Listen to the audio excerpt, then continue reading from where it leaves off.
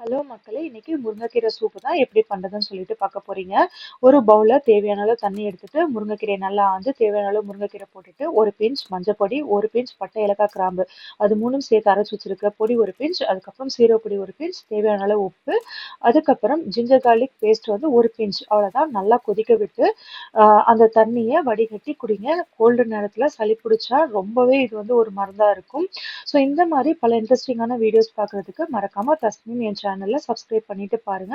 Next ஒரு இன்ட்ரெஸ்டிங்கான வீடியோஸ்ல பார்க்கலாம். அது வரைக்கும் பை ஃப்ரம் தஸ்னீம்.